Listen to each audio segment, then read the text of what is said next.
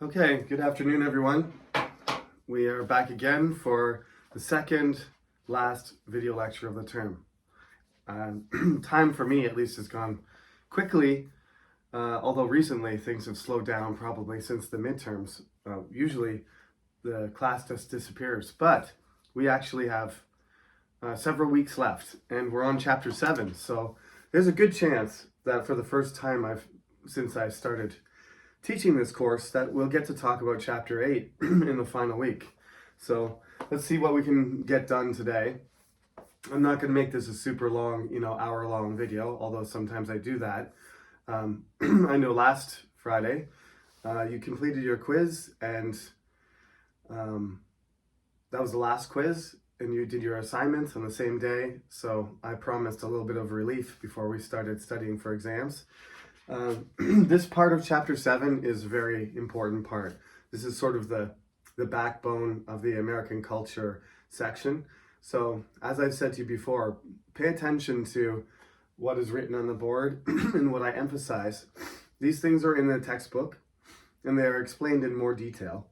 But if you get a handle on these major things, it makes it easier for you to study, and of course, it's an option for one of those long answer questions where you have to write and actually explain things in part 2 on the exam. As far as the assignments are concerned, I did get through all of them somehow by working on them all day yesterday. Some people still have a tendency to use too much information, whether it's been doctored by some program or you're copying information. Even if you have a lot of sources, I can't really hear your voice or get your opinion if it's just all of this, general analysis or summarization of some American contradiction. I'm not looking for something from a professional or from a website or from the media or from ChatGPT. I'm really looking for you to dig into it from your own experience and what you've learned in the course. Anybody who did that, who made some comparisons to Korea or their own country or personalized it, you get a higher grade for doing that than people who are, even if it's good stuff, even if you didn't make use of software. Some people obviously were guilty. If you did that, then I can't accept your assignment because you didn't really write it. Some other machine, program, or person wrote it for you. It's very obvious. I can compare it to anything else you wrote this semester, including the blank page on the midterm. If you couldn't write anything on the midterm and you can write an assignment like that, then there's a big, you can't have developed that much in 3 weeks. So keep it in mind, you have to do your own work. Right? Having assistance from a program like Grammarly and making your grammar perfect is one thing, but completely changing the vocabulary and using words that are beyond your ability to put together in a correct sentence is not, excuse me, I still got my cold, is not acceptable, okay? That's that. So make sure that you're honest and you do your best. No cutting corners on any assignments or on the exam either. So having said that, let's go into what we call the American century. So the American century is interesting because it's just like what we saw. Probably for you it's more, China would be a good example. Probably when you were young, you started hearing, about China developing so fast and becoming more and more powerful, and the economy the economy of China catching up to the United States, which for a lot of people was seemed impossible for a while. That any country would be able to challenge the United States. They're the only superpower on Earth, and it didn't seem like they were so much bigger and more powerful than any other country. Only Russia really could challenge them militarily, but economically they were out of reach. But China had its own economic miracle and started rapidly reeling them in. Recently, China's economy has stalled out, but that's what happens to all developed economies. It's only so big, and it's only so, manageable. And events like COVID and resistance from other, you know, geopolitical issues, and resistance from other countries and country blocs like the EU, the United States, and other Western countries, and other Asian countries like India also has an enormous economy, and Japan does too. Likewise, Korea. So the balance of power is shifting, but we don't really know what's going to happen. I wrote in this book, and we'll talk about this in chapter 8, that the New World Order is something that's still undetermined. But what happened, and it wasn't really the Americans, necessarily the Americans, this is not manifest destiny stuff, like where they felt like all of the land of America from east to west belonged to them. In the 19th century, they kept expanding until there was nothing left. This expansion was a little bit less of their idea, but partly, but in some ways, like I said, like the Romans expanding to a certain point, and then on their frontiers having to make decisions about whether to expand further or to sort of fortify their territory.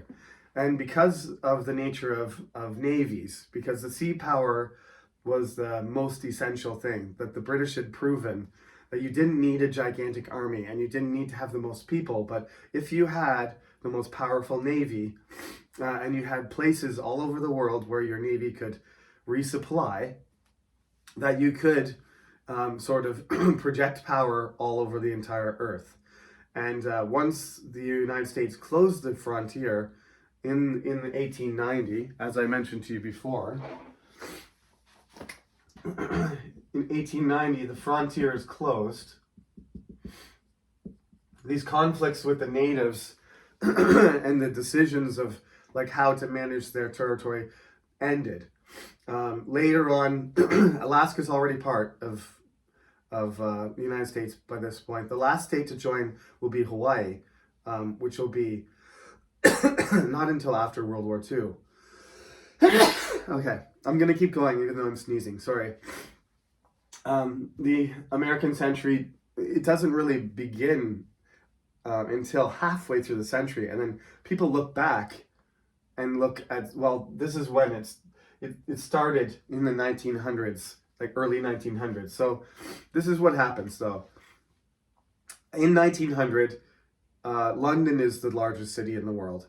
Europe is the center of power, political power. It's an imperial, it's a collection of empires that have territory all over the world. There's the French Empire, there's the Spanish Empire, Germany's building a new empire. They have some territory in China, they have some territory in Africa. The Dutch, the Netherlands, the Belgians have a big Congo. The Belgian Congo is a huge territory, many, many times bigger than Belgium, that they have control of, in Africa. India still remains the Indian subcontinent, including all of our classmates who lived within that territory, all the way from Pakistan in the west to Myanmar in the right, which it was under a different name at the time. But what was it called before? Started with a B. Borneo? No, Borneo's in India. It'll come to me. All the way from those territories, all the way from basically Vietnam was part of the French Indochina. Okay, so they had snapped up all the land that they could. The Middle East was controlled by the British and the French. Very little of the world, except for the Russian Empire, which controlled Central Asia. So the whole world was divided into empires, right? And the United States didn't have one, but they kind of felt like they did need to have one because that's what made you a great power. Like even Belgium, a tiny little country, had this enormous territory in Africa, but the Americans didn't. So the Spanish-American War was about that. The Cubans wanted their independence, so the Spanish Empire, who had already lost all of their territory in South America, all the South American states and Mexico were independent. So the Spanish Empire had shrunk down to a tiny, vestige, tiny leftover they called him the sick man of Europe, Spain and Turkey, because Turkey also, the Ottoman Empire had started to collapse at the end of World War One. This is actually, I shouldn't have said, the United Kingdom and France don't control the Middle East, the Ottomans do. But after World War One, they will lose control of all those countries, and all of those countries will be controlled. Egypt and Syria and Israel, Palestine, all those places will be turned over to Allied control, because the Ottomans are going to fight on the other side, right? They're going to fight on the side of Germany and Austria, and they will lose. So at the turn of the century, Queen Victoria, as I explained, Victorianism starts to ebb. And we're going into this period where Britain can't keep its lead. They can't stay ahead of America or Germany, especially Germany, challenging them in terms of industrial production. There's lots of reasons for this.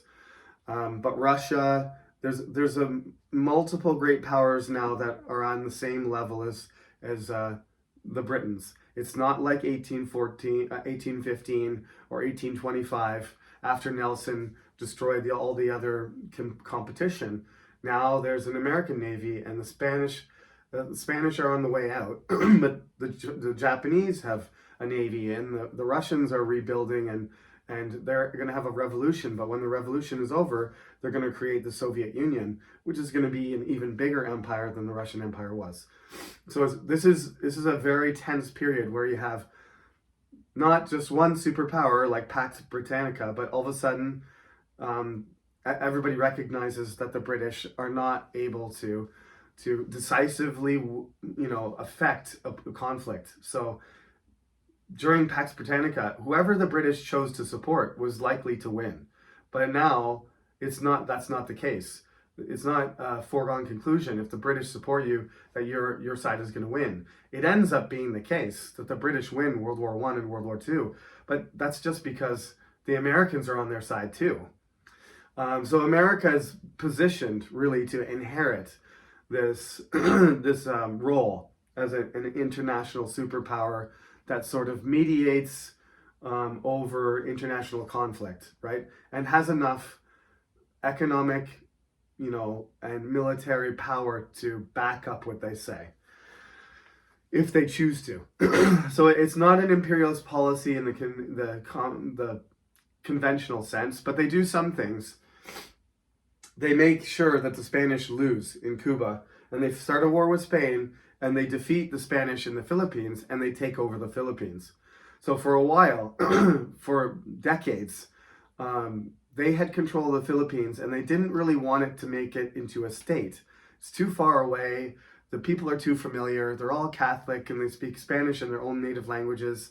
But they maintain control of it, roughly until after World War II. So that's an imperial legacy. When you occupy an entire country for 40 or 50 years, that's the same kind of thing as Japan occupying Korea. The Philippines, there was less cultural genocide. There's less what we call cultural genocide. There was less attempts for the Americans to change Filipino society and make it American. They just controlled it and used their territory for their purposes of military and geopolitical strategy. There were definitely cases where the Filipinos rebelled and attacked them, and there was a lot of terrible things that American soldiers did, just like the Japanese soldiers did to Korean soldiers. They didn't really have a war. They just defeated the other possible, dominating countries, and then they enforced their power. And the Filipinos had to do whatever they said. They had no control over their country. Their sovereignty was gone. So essentially, it was ruled as a overseas American territory. Japan tried to incorporate Korea actually into the empire and tried to make Koreans speak Japanese and dress like Japanese and tried to erase their culture, which is one step worse. In addition to all the atrocities, the comfort women, forcing them to fight in their army and stuff like that. But other than the comfort women, as far as I know, there was a lot of Filipinos that fought whether they wanted to or not, in the American military. The British military did the same thing in the Indian subcontinent. The largest volunteer army in the history of the world was 2 million Indian soldiers that fought in the British Empire in World War II. Okay, so that, how many of those Indians wanted to fight for them, or how many of them wanted to fight because they thought if they won World War II, they would get their freedom, or how many of them were pressured into doing it by their family or by British propaganda or whatever. There was probably, out of those 2 million people, not a whole lot of them that were just really excited to go fight for the British Empire. They probably had a lot of different reasons, personal ones, social ones, political ones, right? Where they decided to do that. But certainly some of them thought, just like the black people, who I'll talk about in a few minutes, that fought in the American Army in the Civil War, they signed up because they wanted all black people to be free. They wanted to get rid of slavery. They believe in the principles of the United States. The Indian people that fought, they also knew, and Gandhi was a lawyer, they also knew that if they fought and they proved themselves, they were more likely to be treated like proper human beings, if not British citizens, which would maybe not be what they wanted, but as equals, right? As human beings who have rights, to be independent and to control over their own territory. So the principles, both in the thing you can say, all the bad things that Americans and British people have done, in the end, especially within the case of the British, because I won't be talking about the empire too much longer, because this is when it kind of slowly collapses. But part of the reason it collapses is because intelligent people like Gandhi, and eventually Nelson Mandela in South Africa, which he does within South Africa, the British Empire is gone, but those people use the principles of the Constitution of America, the rights of man, John Locke, the philosophers and the idealists and the politicians who made the rules to promote equality in those societies, and they applied them, and they held the British Empire and the American state up to those standards. That's when you can get them, right? As powerful or as arrogant or as proud and as aggressive as those states can be, at the end, one of the things that they're proud of, we talked about contradictions in your assignments, lots of you did a good job. One of the things is that they ultimately believe in those principles, and when they are shown to be hypocritical, and consistently hypocritical, they have to address those inconsistencies.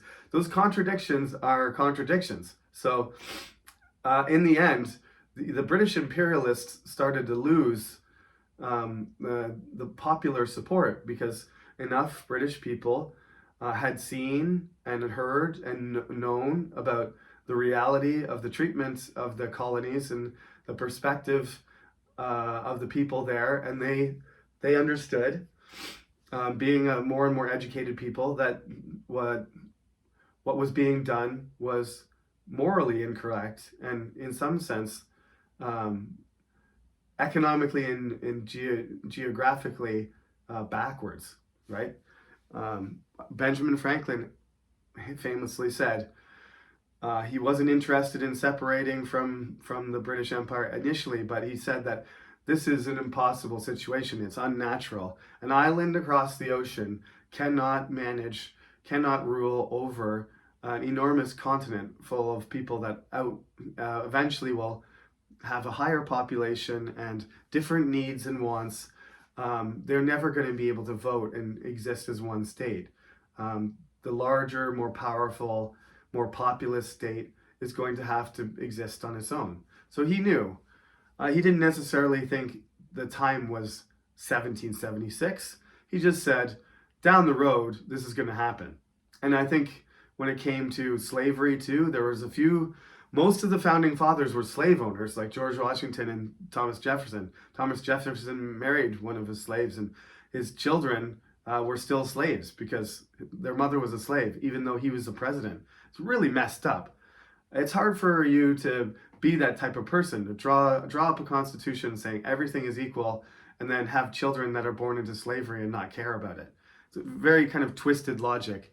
So that kind of logic was going to fail eventually, and lots of Americans who were intelligent could see down the road that there was going to be a civil war eventually, because the idealism of the nation and the hypocrisy and mistreatment and ignorance of the South in treating some people like lesser people, like slaves, couldn't continue forever before there was some sort of conflict over it. So that's what happened with the British colonies. Now, let's go back to America. So the British stuff, that's pretty much all I'm going to say about the British, except for they were the ones, especially in World War II, the only country left that was fighting Hitler, right? Without the British, the Americans probably never would have gone over there. If the British Isles had fallen, if the airplanes and the bombs had taken out London, and the British had not been able to defend the invasion of Hitler, forcing him to cancel his invasion of Britain and ultimately turn towards to Russia, towards the Soviet Union, and put all of his forces in that direction. If the British had not been able to do that, World War II would have been lost. So we can't forget, although the British now are they're still an important country, but they're not above France or Germany or any of the other states, where they were for a while. But this is a more traditional position for the British to be in. Some British people think, 100 years ago, we were at the height of our power and that was the glory days. I really don't think that. That was the height of the British Empire. That was not the height of the British Isles. The British Isles are doing fine. They're doing stupid things like Brexit, and they have a sort of dysfunctional political system now because they don't have any good politicians who are governing in good faith, right? They don't have politicians that are doing the best things for the people and the best things for the economy. They have a bunch of selfish politicians that are doing things that they feel will promote their popularity or look good, internationally. They're not really taking care of fundamental things like job creation and healthcare, discrimination, building infrastructure, the things that people actually need, right? Controlling inflation, taxing rich people, and dealing with income equality, all these things that would help society and make people happy. For the most part, the British government is doing a terrible job of that for the last 20 years. So that's what makes people think, the British Empire is so awesome 100 years ago. It wasn't. It was powerful. But it took a lot of blood and sweat and tears and treasure to maintain that. And the British Isles now, I visited. It's a beautiful place. It's got all historical things, and it looks great on the surface. I know there's lots of problems underneath, but it is one of the nicest countries in the world to visit. So moving back to America, that was my sort of my class ending speech on Britain. Although in chapter 8 we'll probably briefly come back to them. As I said, the art and food normally isn't the most attractive thing in British culture. We will have to talk about the music in the end, probably the very last lecture 2 weeks from now, okay? So, it's called the American Century actually because in the middle of World War II, Tim Luce, who was the founder of a very famous magazine called Time Magazine, you've probably heard of it. And if you haven't, that's fine. It's not as influential as it was before the internet took over. But every year, Time Magazine publishes a person of the year, and they run some big headlines. They talk about big issues. So war in Ukraine and Russia will be on the front page. Every year they pick a man of the year. One year in like I don't know the year. One year in like I'm going to say, when was the Apple I created? 1982 or something, 1980. The Apple I computer was the man of the year. So it wasn't even a computer one year. And it could be a woman of the year too. But anyway, they claimed, they made this headline in Time magazine. I think it was in 1943, but um, it was they declared it the American century, right? Which a century starts. Um, Actually, it starts in 1901. So the beginning of the century is 1901. And it wasn't the American century for the first part, but if you look back, as history tends to do, that again was like the turning point, right? They had their war with Spain. They defeated Spain fairly easily, freed Cuba. At one point, they were thinking of making Cuba into a state, but they didn't want to absorb the entire black population. Pretty much, there's enough racists in America, and the fact that it would extend them out into the Caribbean was not attractive. So, for various political reasons, they didn't make Cuba a state. They allowed it to remain independent, but they didn't want any other country controlling it or interfering with it. When Cuba becomes communist and the Russians start sending them weapons and stuff, that's in the 1960s. That's the Cuban Missile Crisis. I have to discuss that briefly, maybe in class, because that was a very dangerous moment in world history. The potential exchange of nuclear weapons between Russia and America because of the arming of a communist state, only 200 kilometers away from Florida. So the early 1900s, the 1890s had a very severe depression. So the 1900s were not particularly a time of affluence and economic growth, but gradually people started to become optimistic because businesses were recovering, the weather was better, food supply chains were better. America had a chronic problem, a strange one, of overproduction, right? So they were producing like too much food. So the price of food was so low that farmers were going bankrupt because they were making too much. So this would continue to be a problem all the way up until the 1950s. They really needed to find some more markets for their products because the industrial capacity and the agricultural capacity of the United States was so big that they had too much all the time. So the prices of everything are low. And still, you go to America, you think about inflation and how much we have to pay for stuff here. The inflation got a little bit out of control in America, and then it stopped. Why did it stop? Because Americans started making stuff. Like, they haven't been making stuff for a while. They've been depending on other countries to make it. But the economy in America started to pick up, and inflation started to drop in the last 3 or 4 months, where most countries in the world are still dealing with it. It's because the Americans have the ability to, if there's not enough of something, they have the ability to start producing more of it, which drives the price down.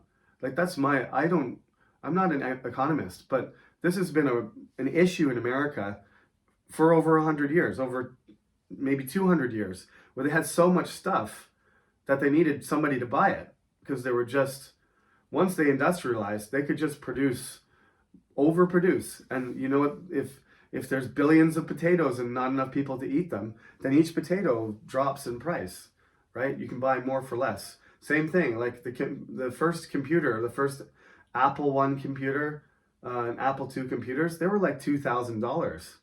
You can get a good computer now for $500. Like, I know there's inflation and stuff like that, so basically what you're talking about is that you were paying $5,000 for a computer in 1980, and now you pay $500. That's because they've made so many computers that the price has dropped way below the price of the original unit, even though they sold 10 million Apple IIs, right? But the price just went down and down and down. So computers are not that valuable anymore.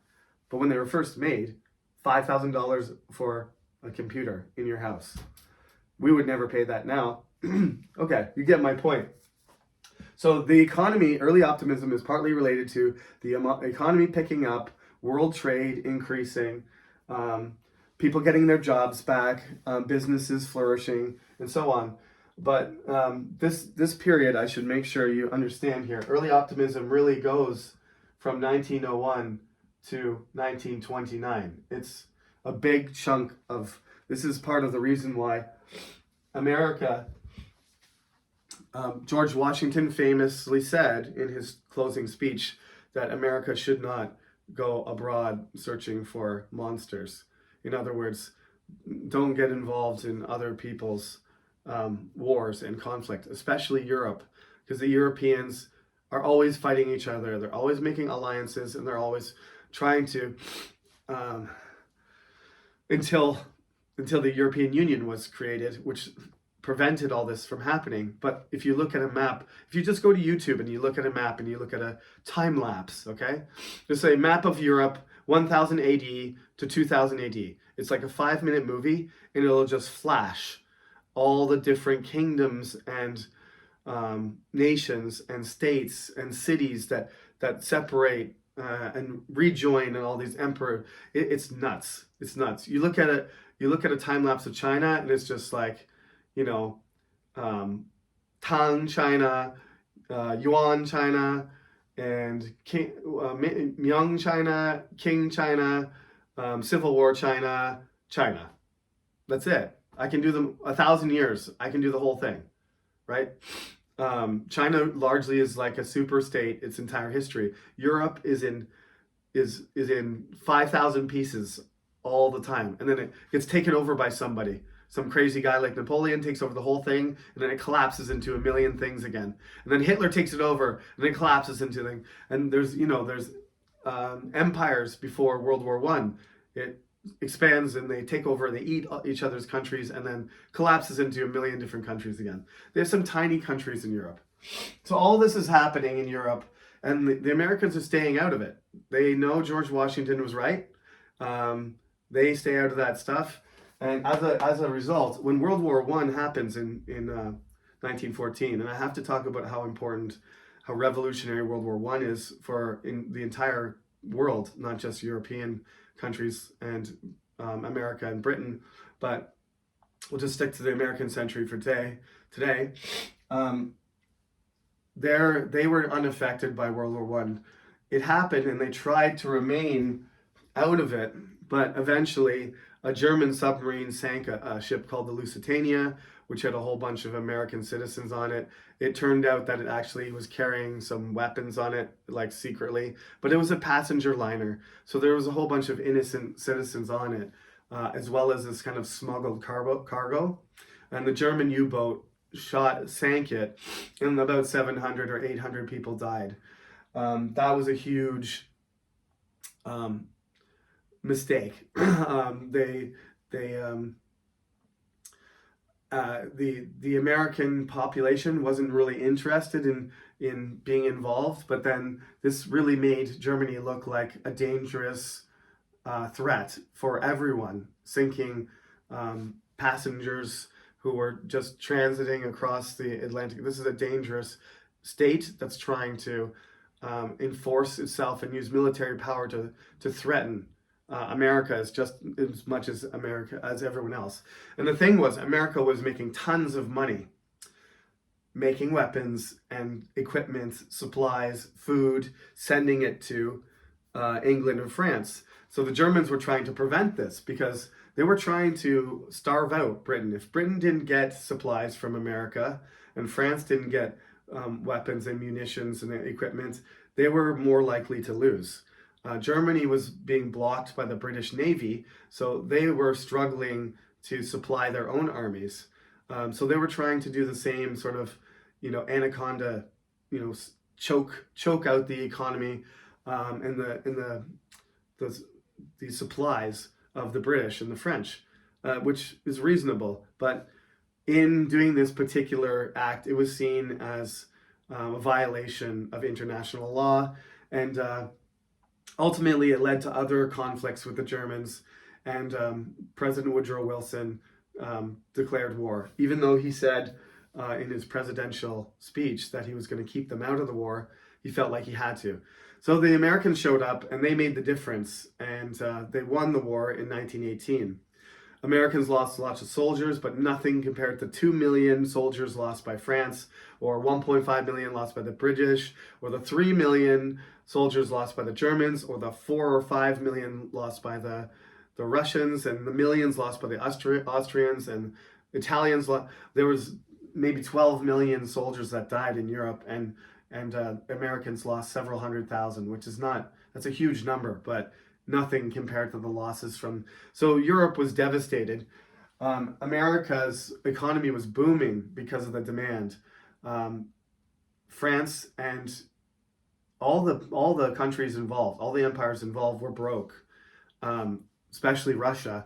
That's part of the Russian Revolution, is they were losing men, and they were losing territory, and losing money at a rate, unsustainable rate. So their government fell, and they killed the emperor, and they formed they had a civil war, and then they formed the first communist state, right? With eventually with Stalin, Joseph Stalin as the leader. On the other side, the British Empire was rich, so they paid for a lot of things. Even for the Russians and the French, they paid a lot, but they still had to borrow tons of money, and that money all ended up in America. So America became very wealthy off the conflict. They even sold stuff to the Germans and Austrians in the beginning, which they cut off when they entered the war on the Allied side. But it was a huge boost to their economy. So going into the 1920s, America was in great shape, optimistic. This made it even worse when everybody was buying stocks, and all the stocks were going up, and everybody was buying property in Florida for nothing, and the price was going up and up and up. Everything seemed to go in the right way. They call it the Roaring Twenties because everybody was dancing and everybody was investing and making money. But then there was a bubble, and everybody should know this, and please don't forget this when you get older and you buy stocks, when you buy jushi. When things look like they're inflated and they're overpriced, don't put all your money in that. Even if it keeps going up, don't feel bad if your friends made a lot of money from Bitcoin, okay? There's always the potential for assets to crash, especially if they don't have good fundamentals. What happened basically is there was a lot of drought, there was a lot of bankruptcies in agriculture. A lot. The weather was bad. It started to dry up in the Midwest, where a lot of the grain came from, and these farmers started not being able to make their payments, not being able to earn money and earn a living. So they would foreclose on their mortgages, and they would go bankrupt with their businesses, and this affected the banks, right? If enough people default or go bankrupt at once, then the bank runs out of money.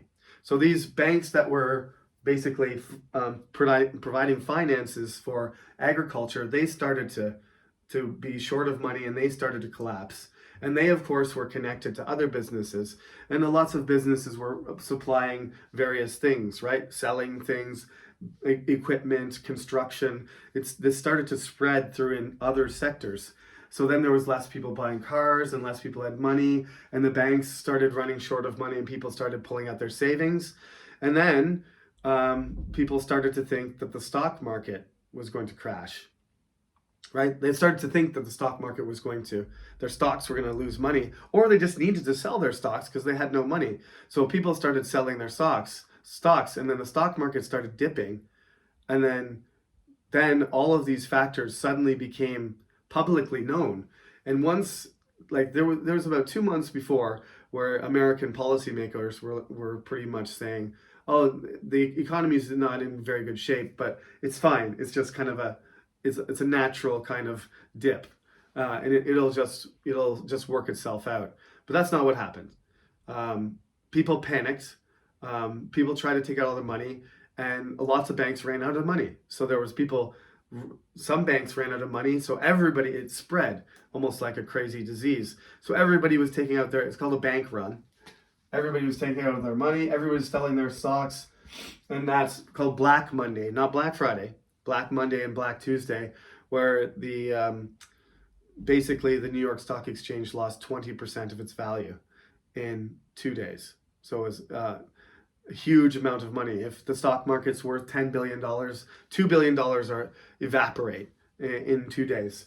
That began the Great Depression. All of these things, the limited amount of capital, All the loans and debt and canceling of debt broke the financial system, and the entire economy started to collapse. So at a certain point, there was something like 30% of Americans who had no jobs. That was when FDR was elected, because the Republican candidate didn't want the government to really interfere. He just thought the economy needed to adjust to the new circumstances naturally, and the companies that had no money would either be purchased by other ones, or they would collapse and they would be replaced. The competitive, well-run companies, sort of a survival of the fittest kind of thing. But that's not what the public wanted, because half of the public was terrified that they wouldn't be able to feed their family, or they couldn't keep their house. So FDR made promises called the New Deal, right, to deal with that. And to a certain extent it helped, but it certainly didn't fix the economy. What happened to fix the economy, and I got not too much space here, is World War II, right? When America entered World War II, because of the Depression, they had a lot of industrial capacity that was working at half or a quarter of it what it could. So there was a huge amount of industrial capacity available, which was something that enabled them to quickly build up their military in a year or two. Japan attacked Pearl Harbor on December 7th, 1941. A day that will live in infamy, is what FDR says in his speech. And from there, from that year of battles in the Pacific, they started pumping out They built, over the next 3 years, they built 50,000 tanks, 200,000 trucks, 75,000 airplanes, 25 aircraft. It's unbelievable how much equipment, guns, vehicles, supplies, uniforms, that they were able to produce. And Japan knew that they were capable of outproducing them, that they were a larger industrial power, but I don't think anybody realized that that's how much military industrial might they had. They were able to fight against Nazi Germany and lead that front on the west, and fight Japan at simultaneously. So the only way they were able to do this is, one of the reasons Hitler thought the American democracy was weak was because they were democratic. But because it was an emergency, and because everybody knew what was at stake, Japan was potentially going to invade the Western Pacific, and California would be vulnerable. The parties voted together. You don't see that very often these days, because they're all radicalized, crazy. Donald Trump, MAGA people, radical Republicans, a lot of them, they are really in it for their own personal gain, and they want to have complete control. But this is not what was happening in World War II. Instead, the entire Congress, from the House of Representatives to the Senate, quickly designed effective legislation, and it passed through super quick without a minimum of debate and resistance, and signed into law all kinds of programs to enable America to be the superior, the advantage over the other militaries they were fighting against. So that's the liberal consensus extends all the way to 1960. So this is the way, and this is not my idea, to be honest. This is from the Cambridge Guide to American Culture, but this is one of the authors in that. There's a lot of good essays there, but the one author, I'll have to write his name down properly on the board on Friday, but he divides it into these 3 periods and 2 crises, okay? So everything's going well, looking good. Crisis, 1929. All right, and then the liberal consensus, we can say it's sort of 1940, the Great Depression ends, and then basically there's a 20-year liberal consensus that extends past World War II, where a lot of things get done, and the government cooperates. The 2 parties cooperate. That ends in the civil rights movement from 1960 to, we'll say around, I guess we'll say around 1975. That's not precise or anything, but there's another sort of, we'll say it's about, we'll just say 1970. That's a round number. So there's a crisis for about 10 years. This is all about Martin Luther King Jr., Malcolm X.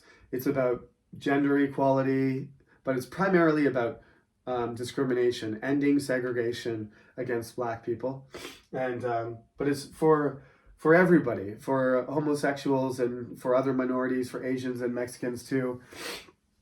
It's to get rid of those laws and those behaviors and policies that restrict and discriminate against certain citizens in the United States. And they successfully, through protesting and loss of life and passive behavior, some violence too. There were certain groups that were violent, but for the most part, people like Martin Luther King Jr.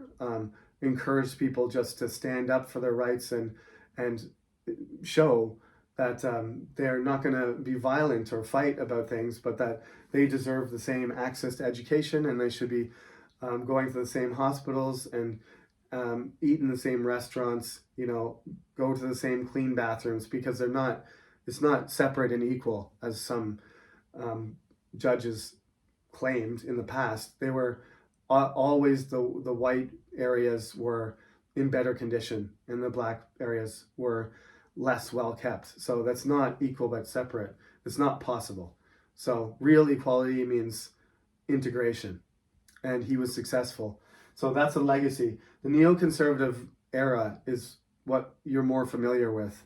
America using its military power to go to Iraq, to go to Afghanistan, to go to what was Yugoslavia, but now Serbia, Croatia, Bosnia-Herzegovina, right? These countries had their own wars, and they sent, NATO went there, and there's, peacekeeping operations. Libya has civil war. Sudan, there's places in Africa. For the most part, the American military is involved there in some capacity. This is the final transition from internationalism is what it is for the most part. But by the end of the century, you're getting a country that's intervening, like not just cooperating or working with other countries in an international sense by being a leader, but actually sending military force or doing economic sanctions, right? They're heavily involved in the war in Russia and Ukraine. They're not sending their military directly, but they're supplying huge amounts of financing. They're doing training, and they're sending weapons, ammunition, doctors, medical supplies, food supplies. They're doing all kind. They're involved. They're intervening. They're making it so. As long as America provides this kind of high quality support to the Ukrainians, the Russians probably won't be able to have any sort of real breakthrough, right? So this is very important. As you can see, this is the type of topic that could be on the test in Part B, which would be worth 5 points. So you can't write it like this, though. Some students on the midterm wrote it like in points, like I did. You have to write sentences. You have to explain it like the way I'm saying. I can't write it all on the board. Plus, reading sentences on a board is boring. So I put the important points there, but you have to write it. You have to write it out yourself. Okay? So we still got a couple weeks before the exam. So, if you have questions, don't send me an email. Ask me a question in class, and I can answer everybody at the same time. Okay. One more video lecture next week, and that's the second last one. Next one will be on Chapter 8. Chapter 7, question mark, it should be the American century.